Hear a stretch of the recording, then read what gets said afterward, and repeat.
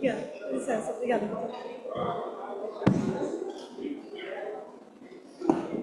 Boa tarde.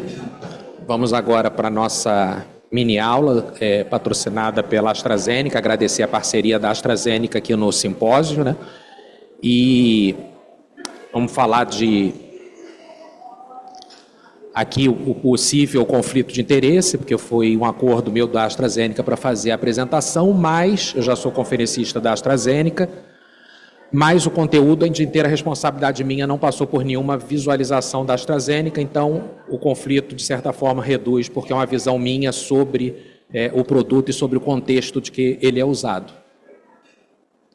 A gente vai falar aqui do contexto da hipercalemia na UTI, que a maior parte das vezes isso passa desapercebido, a gente entende como o número que a gente recebe de potássio na admissão ou na estadia do paciente na UTI, entra lá, o potássio está alto ou está baixo, e corrige para cima ou corrige para baixo, sem entender o que por trás, às vezes a gente negligencia por trás do qual mecanismo fisiopatológico que está causando aquela alteração e o que aquilo pode trazer para a gente.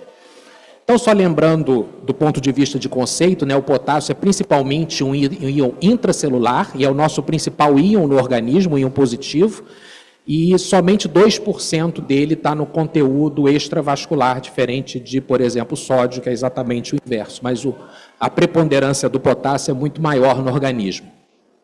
Ele tem uma relação direta com a excitabilidade das membranas celulares, ou seja, ele é fundamental para o processo de ativação das células, e quando a gente fala dentro do nosso contexto de terapia intensiva, a gente lê estímulo cardíaco e atividade do miócito, é extremamente importante a participação dele para a contração do miócito e para o sistema de condução.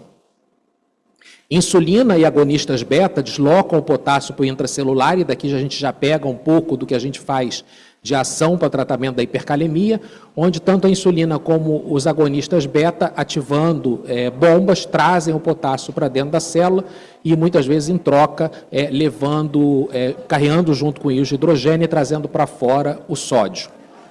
E o que isso quer dizer para a gente quando a gente fala nas alterações do potássio no paciente de terapia intensiva? A gente tem diversos estudos, esse estudo é bem interessante, já da década passada, mas que mostra que tanto hipocalemia como a hipercalemia nos pacientes de UTI, independente do grupo, o nosso grupo aqui de pacientes que a gente tem costumeiramente dentro das UTIs cardiológicas, né, o paciente com ciência cardíaca, doença renal crônica e diabetes, mas mesmo quando ele é estratificado, tanto para menos quanto para mais fora da faixa, a apresentação do paciente na admissão está relacionado a uma maior predição de mortalidade desse paciente.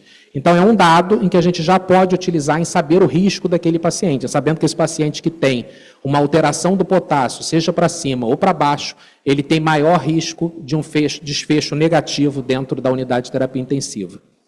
E aí a gente vai falar mais especificamente da hipercalemia e a importância dela é exatamente isso, na alteração da estabilidade das células e a instabilidade que ela leva nesse paciente no contexto de terapia intensiva. Quando a gente pega esse paciente com hipercalemia, uma coisa que a gente tem que afastar sempre é a pseudo-hiperpotassemia, em que é bastante comum, por uma punção venosa inadequada que a gente não valoriza nem sempre, principalmente quando o paciente não está com sistema contínuo de monitorização e com sistema fechado, pacientes que têm hematócrito elevado, pacientes que têm leucocitose, trombocitose e também a pseudo-hiperpotassemia causada por hemólise também do potássio do soro e do plasma. Então a gente tem que estar atento, principalmente pacientes com grande trombocitose e hematócritos elevados e ter certeza da coleta adequada, né? Sempre, na dúvida, confirmar com uma nova coleta. Então, a gente já falou que ele é o principal íon do organismo, ela se associa a desfechos negativos, e para a gente entender, nos Estados Unidos, por exemplo, em torno de 800 mil atendimentos na unidade de emergência se devem a alguma sintomatologia, algum quadro desencadeado por hipercalemia. A gente não tem dados aqui no nosso país. E o mecanismo seria ou por uma produção exacerbada do íon potássio colocado para fora da célula, seja por lise celular, seja por aumento de ingesta ou por um clearance deficiente, por exemplo, na disfunção renal, em que eu não faço o adequado clearance do potássio e tenho o aumento dele. As causas comuns de hipercalemia, numa forma de memorizar, a gente tem o MACHINE, mas muito comum nos nossos pacientes as medicações, geralmente são pacientes que usam diuréticos poupadores de potássio, usam inibidores de enzima de conversão, eventualmente podem usar anti-inflamatórios. O contexto da acidose, seja ela metabólica ou respiratória, importante também o contexto de acidose por disfunção renal. Destruição celular, por exemplo, nos pacientes em terapia intensiva por queimado, ou injúria, ou hemólise. Mais raramente, mas doentes com hipoaldosteronismo e doença de Addison, mas também pode ter uma alteração da aldosterona por utilização de medicações. O excesso de ingesta de potássio, a insuficiência renal, N de néfrons, e a excreção alterada por alguma medicação ou alguma desordem. Se vocês forem olhar nessa lista de medicações, é a lista de medicações habitual de todos os pacientes que a gente interna dentro de uma unidade cardiointensiva e que podem elevar o potássio. IECA, ARA2, os antifúngicos, midazólicos principalmente, beta-bloqueadores, bloqueadores de canais de cálcio, antibióticos principalmente do grupo das penicilinas, ciclosporinas e tacrolimo nos pacientes transplantados, digoxina, antagonista da aldosterona, heparina, soluções hipertônicas e diuréticos poupadores de potássio. Ou seja, lá, por exemplo, no contexto da semi-intensiva da insuficiência cardíaca, todos os pacientes são vulneráveis a ter alguma hipercalemia. Na hora do almoço, a Jaqueline já falou um pouco sobre isso. E também nós, quando internamos os nossos pacientes vindos de ambulatório, que estão em tratamentos, todos eles estão com uso de pelo menos 2 a 3 drogas dessa para compensação da sua doença cardíaca. E quais são os riscos? A gente tem que entender que, uma vez estando hipercalemia, a gente tem que estar atento a esses pacientes, o desenvolvimento de arritmia, já que é um íon importante para a excitabilidade da membrana, e com isso ele está vulnerável à parada cardíaca. E a gente tem que entender que pacientes com marca-passo não estão protegidos dessas arritmias, a maior parte das vezes a gente tem que intervir. O marca-passo não é um efeito protetor. Não vamos falar de eletrocardiografia aqui numa aula de cardiologistas preponderantemente, mas entender que diferentes níveis de potássio a gente espera alterações da repolarização, inicialmente com ondas T apiculadas e depois já com alterações importantes do processo de repolarização, despolarização dessas células, mas tem que estar atento que as alterações eletrocardiográficas elas só vão estar presentes em um pouco mais da metade desses pacientes quando a gente tem um potássio maior que 6,5 e pode acontecer algum evento antes desse potássio de 6,5 e antes de acontecer essa manifestação prévia eletrocardiográfica. Então, o eletrocardiograma não é um marcador sensível para identificar hipercalemia grave. Outros fatores podem identificar, inclusive só pelo valor, e não esperar necessariamente alteração eletrocardiográfica para intervir do ponto de vista de proteção. Em termos de classificação, a gente classifica a hipercalemia em leve, quando a gente tem um potássio de 5,5, hipercalemia moderada em 5,5 e 6, e ela seria grave quando o potássio está acima de 6. E a gente sabe que isso é um contexto importante apenas do ponto de vista didático e de uma forma de pensar de um fluxograma de atendimento. Mas uma vez que a gente tem um paciente já com potássio de 5,5, que é um paciente extremamente comum dentro do ambiente da terapia intensiva e na unidade de emergência, é um paciente que você tem que ter um alerta para o risco que ele tem de desenvolver algum evento arrítmico.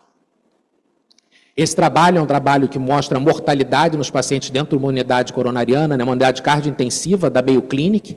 Foram analisados 10 mil pacientes, uma idade média de 67, e avaliados quanto a hipocalemia, que seria um potássio menor que 3,5, e hipercalemia, vocês vejam aqui, com um potássio que a gente por vezes não valoriza tanto, mas um potássio acima de 5. Esse grupo na Mayo Clinic tem uma mortalidade, essa unidade, todas as causas de internação, insuficiência cardíaca, infarto, etc., uma mortalidade global de 8,9% e uma prevalência de doença renal aguda de 39%.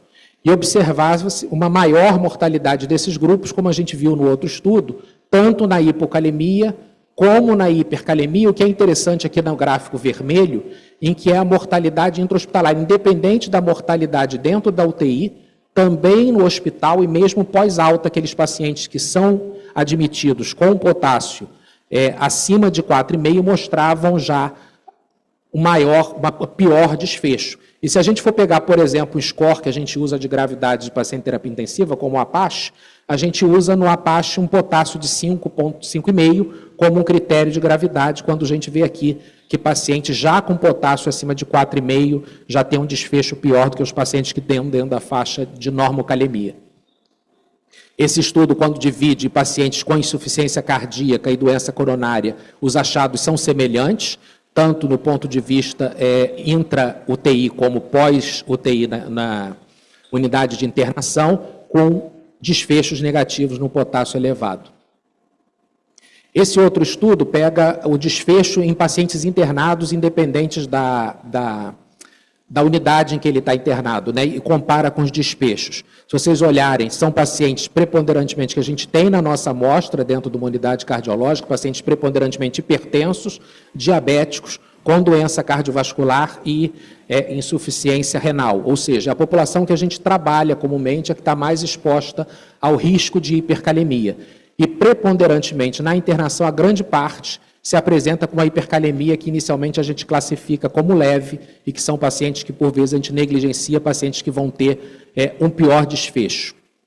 E como causas principais nessa casuística que foi apresentada, o principal causador foram os antifúngicos, azólicos, mas também anti-inflamatórios, beta-bloqueadores e enzima de conversão. E a gente não pode esquecer também que pacientes heparinizados também têm uma chance, mas o nosso grupo que usa beta-bloqueadores, angiotensina, inibidores de conversão e inibidores espironolactona e eplerenona são um público importante de presença. E quando a gente divide, ajustando para o risco desses pacientes, permanecem como público de principal desenvolvimento pacientes com disfunção renal, doença cardiovascular, uso de beta-bloqueador e antifúngico. Então, é uma população que a gente tem que ter atenção. Esse outro grupo pega também a associação entre hipercalemia e pacientes de terapia intensiva e divide por estratos, e a mesma coisa que o outro achou, pacientes acima de 4,5 cada vez mais com desfechos negativos. Ou seja, a gente tem uma infinidade de dados que já mostram que esses pacientes têm um pior desfecho, mas temos na literatura uma ausência de dados que mostra que se de corrigir potássios menores do que potássios agravantes, moderado, grave, se a gente teria um desfecho diferente do paciente durante a internação. Isso a gente não tem uma resposta ainda adequada. Então, qual seria a medida importante, se até tirado de uma diretriz, da diretriz do NHS, existe uma diretriz específica para abordagem do paciente com hipercalemia, pela importância, a diretriz fala que todo paciente com potássio acima de 5,5 deve ter um eletrocardiograma feito, e todo paciente acima de 6,5 tem que ser mantido em monitorização eletrocardiográfica contínua. Então, teoricamente, aquele paciente que, por vezes, a gente dá pouca importância a ele na enfermaria, que tem um potássio 6,5, por favor, não peçam UTI para todo mundo, mas o ideal é que aquele paciente tenha que ter uma monitorização mais de perto, se for possível, uma monitorização eletrocardiográfica contínua, pelo risco dele desenvolver arritmia. A diretriz, talvez uma das melhores publicações que a gente tem, que foi desse ano, do NHS para hipercalemia. Então, ele coloca em passos a nossa ação diante de um paciente com hipercalemia. Então, se a gente tem um paciente com um potássio moderado, é importante, a primeira coisa que a gente tem que fazer é proteger aquele coração. E como proteger aquele coração? Com a administração de cálcio, buscando estabilização daquela membrana. Uma segunda etapa seria fazer a entrada desse potássio, influxo de potássio para dentro das células. E isso pode ser usado por uma associação de glicoinsulinoterapia e agonistas beta-adrenérgicos. Apesar de estar em diretriz, os estudos são muito poucos, mais séries de casos, não tem nada comparado importante, mas, dado a importância da doença, aceita-se o risco tanto de taquicardia como de hipoglicemia com a utilização desses dois. E uma terceira, e teria aqui uma quarta opção, de manter o influxo, seria usar bicarbonato de sódio, principalmente ele concentrado a 8,4%, e também uma solução hipertônica de sódio a 7,5% a 3%, também na tentativa de, uma vez aumentando o sódio, eu consigo levar junto o potássio para dentro da célula. Tendo atenção de que a nossa população, em geral, são pacientes que, com uma solução hipertônica, como, por exemplo, ciência cardíaca, também estão mais sujeitos à descompensação cardíaca do ponto de vista de congestão. E numa etapa terceira, em que não há uma resposta, uma possibilidade também seria a remoção do potássio do corpo, aumentando a excreção dele através de fluidos, diuréticos, e aqui os agentes trocadores de íon, que a gente tem duas possibilidades, que é o poliestireno sulfato de cálcio e o glicosilacato de zircônio sódico. A empresa não deixa que eu fale, mas para vocês eu posso falar o que a gente chama de Sorcal e Lokelma, que são os dois produtos disponíveis que a gente tem de íons trocadores. A gente tem um terceiro que a gente não tem disponível no país. E, por último, quando isso não nenhuma das medidas são efetivas, a possibilidade de depuração com diálise. Então, vou falar um pouco de cada um. Uma primeira opção que a gente tem, antagonizar os efeitos do potássio no coração com a administração de cálcio. E esse cálcio, a indicação dele é quando a gente já tem alguma arritmia ou já alguma alteração do QRS alargado. O gluconato de cálcio a 10%, 10 ml intravenoso, com uma infusão rápida. A duração dele dura em torno de 60 minutos. Você pode repetir o eletro em 5 minutos e até 2 vezes repetir essa dose se mantiver alteração eletrocardiográfica. Os eventos adversos, pode haver necrose por extravasamento e hipotensão, bradicardia, arritmia, que são os raros, né? São pouco ocasionados. Então, aqui um exemplo, por exemplo, de uma alteração eletrocardiográfica por um potássio extremamente aumentado, acima de 6, em que, para estabilizar, a primeira coisa que a gente vai buscar é estabilizar a membrana cardíaca com a diminuição de gluconato de cálcio. Uma coisa que a gente tem que estar atento, os hospitais costumam usar pouco, mas lá fora é uma realidade, é o uso do cloreto de cálcio, que tem muito mais miligramas de cálcio do que o gluconato de cálcio. Então, a gente tem que estar atento, porque ele é mais do que em torno de 3 vezes mais a concentração de cálcio quando eu vou usar. Os dois são 10%, fala lá, cálcio 10%, a pessoa pega 1 ml, mas a gente está dando uma dose 3 vezes maior. E uma outra opção, a gente fez a estabilização da membrana com cálcio, a utilização da glicoinsulinoterapia na tentativa de colocar o potássio para dentro da célula, em hiperpotassemias moderadas, a utilização de 10 unidades com um aporte de glicose de 25 gramas. A gente está acostumado a fazer, né, os 50 ml com a insulina dentro e fazer infusão, mas lá fora é muito comum você ver o protocolo de primeiro fazer a glicose hipertônica em bolos, espera a glicemia chegar a 350, 400, então faz o bolo de 10 unidades de insulina. É uma prática principalmente comum na Europa. E o início de ação se dá muito rápido, em torno de 10 minutos, com uma duração em torno de 2 horas, e a gente tem que passar a monitorar nesse momento de perto a glicemia a cada 30 minutos pelo risco de hipoglicemia. E a segunda tentativa que a gente faz para estimular a entrada do potássio para dentro da célula seria estimular os receptores beta através dos agonistas beta-2 inalatórios, que também a gente faz um influxo estimulando a bomba de sódio e potássio ATPase para a entrada do potássio dentro da célula através de um estímulo beta. As duas opções que a gente tem é o salbutamol adrenalina, adrenalina menos usada, o que a gente utiliza mais, o processo comparado inalatório ou intravenoso não tem muita diferença, então a gente prefere a via inalatória do salbutamol para poder botar o potássio para dentro da célula. Entendendo que uma vez estimulando o beta, quem usa aqui também adrenalina como inotrópico está sempre atento a isso, a gente vai ativar a via glicolítica e com isso a gente tem aumento de lactato na circulação e tem que estar atento quanto à circulação e à perfusão do organismo. E também eu posso, e com isso eu aumento a minha bomba de sódio e potássio, deslogo o potássio para via intracelular, mas a gente tem que estar atento que a gente vai ativar a via glicolítica e com isso eu produzo mais ATP e libero mais ácido pirúvico e com isso posso aumentar minha lactatemia. Salbutamol, a dose em torno de 10 miligramas, em torno de 3 ml que eu faço em nebulização em associação com a glicoinsulina, ou seja, 2 mecanismos para botar o potássio para a célula. Nunca faço ele em monoterapia, assim como a glicoinsulina vai fazer efeito em torno de 30 minutos, com duração de 2 horas. E o cuidado em cardiopata por causa da taquicardia. Um terceiro agente para a gente usar quando os dois juntos não funcionariam, principalmente em pacientes, melhor resposta para pacientes que estão em acidemia, seria a solução hipertônica de bicarbonato de sódio a 8,4%. Não resolveu, a gente vai tentar a parte excretora.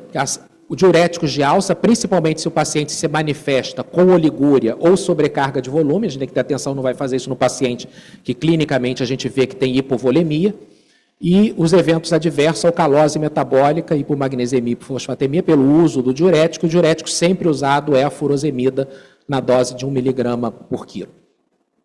E os agentes trocadores de íon, que são a opção que a gente tem para as hipercalemias leves e moderadas, podendo também ser usado na grave, mas principalmente leve e moderada, que é o uso do poliestireno sulfato ou do glicosilicato, de zircônio sódico Lokelma, ou CZS, como a gente acaba chamando. O Sorcal, o poliestireno sulfato, é uma resina de troca de cálcio pelo potássio e magnésio, através de um mecanismo do cólon distal, utilizado já há vários anos, tanto por via oral como por enema. O mais comum é a utilização por via oral. Imagino que todo mundo aqui já prescreveu um poliestireno sulfato. A ação dele, o problema é que a ação é imprevisível e tardia. O paciente sempre vai se queixar de um gosto ruim, se não for um vômito a seguir. A causa da equipe de enfermagem pedindo exaustivamente para você trocar o mais rápido possível por causa da obstrução de sonda que ele leva. E o que mais preocupa na série de casos que mostra são as náuseas, vômitos e constipação, incluindo quadros descritos de perfuração e necrose de cólon pelo uso do Sorcal. Isso vem fazendo com que a droga venha em desuso progressivo, buscando outras formas de baixar o potássio. E aí uma medicação que já vinha há pelo menos 10 anos em estudo, que é o ciclosilicato de zircônio sódico, que é também uma resina de troca com o sódio e o hidrogênio, levando o potássio para dentro da célula, através também do trato gastrointestinal, mas mais acima, também através do estômago. Ele tem uma capacidade ligadora muito maior do que o poliestireno, o início da ação é bem mais rápido, menos de 1 hora você tem ação, e a posologia em torno de 10 gramas, que é um sachê 3 vezes ao dia. Essas são as 3 soluções que a gente tem trocadoras de íon. Essa do meio a gente não tem disponível no país, o que a gente tem disponível é o Sorcal e o Lokelma, os dois sendo com diferença de ação. Do Sorcal com ação há mais tempo, o do Lokelma muito mais rápido, com efeito de ação mais prolongado e sem os efeitos gastrointestinais, que é o risco que a gente corre com a outra droga. Então, as vantagens que a gente tem para o Lokelma, a seletividade para o potássio ela é maior para o ciclosilicato, a palatabilidade é melhor, o tempo de ação é muito mais rápido e a previsibilidade do efeito é maior com menor presença de efeitos adversos. Acho que todo mundo já usou dentro de alguma instituição hospitalar. Quem já usou? Lokelma. Ainda não? Está cada vez mais frequente, e aí daqui a pouco a gente fala sobre aspectos que são falados, de custo, mas a fase de correção, em que a gente dá em torno de 24 a 48 horas, 10 gramas, que são 2 sachês 3 vezes ao dia, e depois a gente usa um sachê uma vez ao dia pelo tempo da possibilidade de normalização de potássio, mas, por exemplo, lá do doente da Ana Luísa Salles aqui, que usa um monte de remédios elevadores de potássio, eu posso usar por um tempo mais prolongado, diferente do que da outra droga, para poder, na tentativa de manter a droga que é importante para o paciente. Pacientes em hemodiálise a gente ajusta, quando a diálise não está sendo efetiva, ou aquele paciente que interna descompensado, em que eu não vou ter acesso à hemodiálise de imediato, uma vez o de 5 gramas. E só mostrando nos principais estudos uma série de eventos adversos, a gente vê que são muito pequenos, a constipação acontece em menos de 3%, náuseas em torno de 1,5%, diarreia menos que 1%, que são os 3 principais efeitos que a gente vê com outra droga, que levam à intolerância do paciente, inclusive, e complicações gastrointestinais. E, por outro lado, o risco de virar para o outro lado da hipocalemia é menor do que 5%. Em último estágio de tratamento, quando realmente nada resolve, seria a diálise, mas que a gente sabe que a gente tem um acesso mais demorado, principalmente de imediato, a gente não vai conseguir, então a gente tem que lançar a mão dessas outras medidas. Uma vez usando qualquer um desses tratamentos, é importante a monitorização. Os pacientes com hipercalemia devem ser, após o tratamento, revisto o potássio em 1, 2, 4, 6 e 24 horas, com a necessidade de reintervenção, se for necessário. E o que a gente tem de pesquisa? Temos 2 grandes estudos, com ciclosilicato. Um deles é o Harmonize, que pegou 258 pacientes e comparou ele com o placebo em pacientes de nível ambulatorial. Então, todos recebiam de início, porque seria antiético se não dessem pacientes com hipercalemia a droga, então todos recebiam as primeiras 48 horas o tratamento, tinham uma queda de potássio, e depois das 48 horas eles eram, então, randomizados para 5, 10, 15 gramas ou placebo por 1 mês. A normalização do potássio se dava em 84% dos pacientes, já nas primeiras 48 horas, e 94% deles tinham potássio normalizado entre as 24 e 48 horas depois do estudo, e isso se mantinha ao longo dos 28 dias de utilização comparado com o placebo, quando voltava a subir.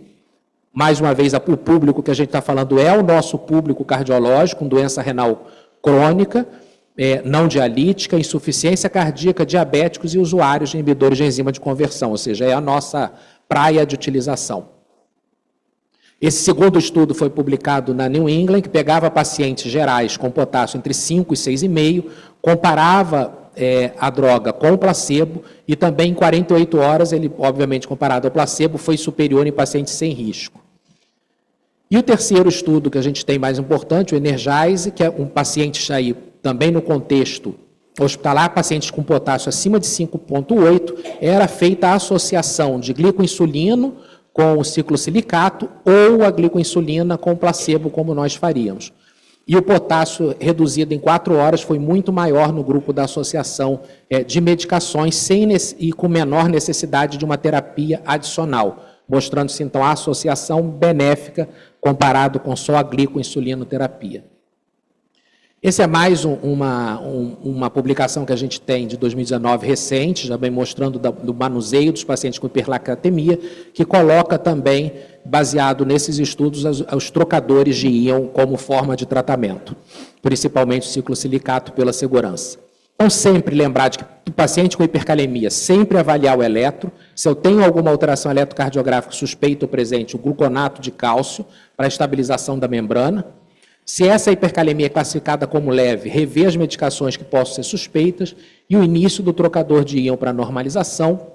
E nos casos que tem hipercalemia moderada grave, sempre a glicoinsulina com o beta agonista, mas também associado a trocadores de íon e, se necessário, podendo usar as outras etapas para normalização. Esse é um fluxograma do que a gente já falou, em que a gente fala que uma hipercalemia acima de 5,5 nesse estudo, nessa revisão, deve ser tratada. Se eu tenho alterações eletrocardiográficas, o gluconato de cálcio e a solução hiperosmolar.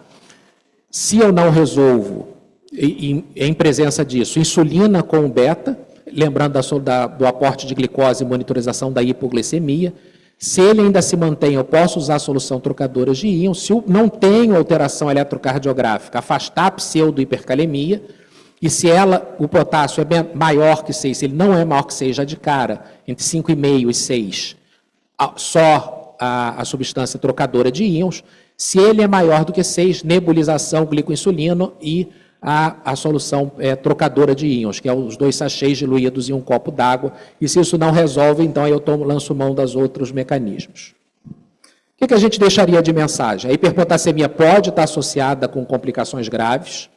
O eletro deve ser realizado nos pacientes com hiperpotassemia e monitorização cardíaca, está indicada sempre que eu tenho potássio acima de 6,5. A abordagem desse paciente inclui eu forçar o deslocamento do potássio para o intracelular, eliminar com isso o potássio e proteger o coração. Medidas para deslocar o potássio para o intracelular são a glicoinsulinoterapia e os beta-agonistas, inicialmente. O maior risco da glicoinsulinoterapia é a hipoglicemia, por isso eu tenho que estar atento medindo a glicemia repetida das vezes. E as medidas para eliminar o potássio são o ciclosilicato de zircônio, pode ser o poliestireno sulfeto, diuréticos e diálise, mostrando a segurança quanto ao uso do Lokelma. Em relação ao poliestireno sulfato, o ciclosilicato, ele é mais seletivo, tem um início de ação mais rápido e menos eventos adversos, com mais palatividade para o paciente. Ele pode ser usado já como monoterapia naqueles pacientes que têm o potássio entre 5,5 e 6. E o gluconato de cálcio tem que ser utilizado sempre que eu tenho efeitos tóxicos do potássio, que são vistos com a minha alteração eletrocardiográfica. E monitorar a concentração de potássio após a correção é mandatório naquelas primeiras 24 horas, rever o potássio sempre para ver se o paciente não faz algum repique. Obrigado.